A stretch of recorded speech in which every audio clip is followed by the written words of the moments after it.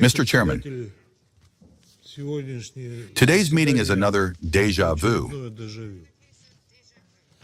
The performance of this cheap second-rate play is acted out in the Security Council by the Ukrainian and European delegations on a monthly basis. And the reasons are quite clear to us. First, they cannot allow the international community's attention to shift to other crises. And second, it is necessary to hide the panic-stricken moods prevailing in their own ranks. It would also not be superfluous to cheer themselves up. Zelensky is perfectly aware that the final sliding of the Ukrainian topic to the sidelines of international politics due to the escalation in the Middle East seriously reduces the return on his tours through European countries. He apparently thought that he would be able to infinitely and without much effort beg for money from his Western sponsors, intimidating them with the idea that the Ukrainian armed forces are the only obstacle on Russia's path to Europe. Realizing that the aggression of the U.S. and Israel against Iran and the most serious consequences of this crisis have muddled all his cards, Zelensky did not lose his head and began with redoubled zeal to advertise the combat experience of the Ukrainian armed forces. He was not ashamed to credit himself with non-existent merits for ensuring the security of the Persian Gulf countries. According to him, I quote, "Their protection required urgent expertise, urgent response. We provided this. Ukrainian expertise worked. Everyone admits it. The same is needed in Europe. Our diplomats also have a corresponding request from Asian countries. I have instructed that all of this be promptly worked out. Ukrainian servicemen are participating in consultations on how the Strait of Hormuz will operate in the future." End quote. In this alternative reality, if you did not know, the Kiev regime has already single-handedly unblocked the Strait of Hormuz, export security all over the world, and has practically gained victory over Russia. All of this is nothing more than a figment of the imagination of the corrupt leader of the Kiev regime, which he tries to sell to anyone ready to pay for it. First and foremost, to current European leaders who are terminally ill with Russophobia and incapable of making responsible decisions, if they, of course, can be called leaders, who continue to shout with foam at their mouths about their determination to support Ukraine for as long as it takes. However, the situation in Ukraine is very difficult. Ordinary Ukrainians refuse to fight for the country's leadership, which is mired in corruption and evades service, desert, and put up stiff resistance to military commissars.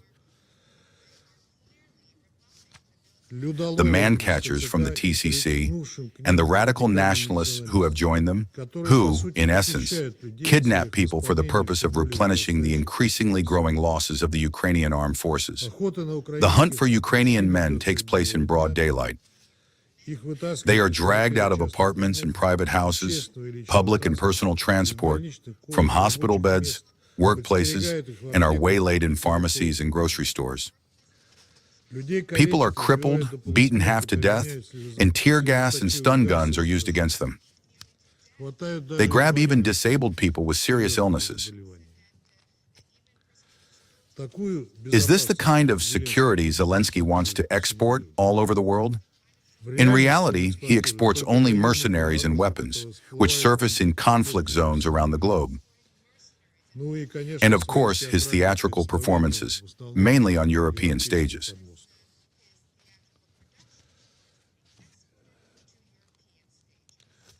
We cannot fail to comment on the accusations directed at us regarding violations of the truce announced by the President of Russia on the occasion of Easter. We hope that this measure nevertheless allowed a large number of Orthodox people to celebrate the great holiday in a calm atmosphere. Kiev, of course, immediately rushed to accuse Russia of violating the truce. However, the Russian side recorded no fewer than 6,500 violations of the truce by the Ukrainian armed forces. And this was in just 32 hours of its duration. Moreover, the Ukrainian armed forces shelled civilian objects, and there are dead and wounded among the peaceful residents. Let us emphasize that this measure cannot in any way be considered a prologue to a long-term ceasefire. Russia stands for achieving a long-term and comprehensive settlement with the elimination of all the root causes of the conflict. Here, there can and must be no substitutions, palliatives, or delusions. Zelensky and the majority of European leaders, however, strive not for peace, but for the continuation of the war. And this is the main reason why the Ukrainian crisis has still not been settled. And although European delegations today shed crocodile tears on camera about the numerous misfortunes and trials that have fallen to the lot of the Ukrainian people, in reality, its fate does not concern them in the least. At the end of last week, the chief of the General Staff of the Belgian Armed Forces, Frederick van Sina, said in an interview that Ukraine is winning time to prepare European countries for war with Russia. This is precisely what Kiev is being paid money for and given loans for. Ordinary Ukrainians are expendable material. This is essentially what the Belgian general said. However, even they are becoming fewer and more difficult to catch. In this regard, measures are being worked out by Europeans to return refugees to Ukraine, primarily men. The development of weapons production is also proceeding on a massive scale in Europe. Everything is being undertaken so that the Kiev regime can hold out for another year and a half or two. But a respite to build up strength would not hurt either. This is precisely what they mean when they speak of a ceasefire. There is not a single sane political force in Kiev that could oppose this cannibalistic plan, and the current Ukrainian leaders continue to blindly execute this will. It not only guarantees their preservation in power, but also personal enrichment. However, the outcome of this scenario written by Westerners will be quite tragic. Thank you.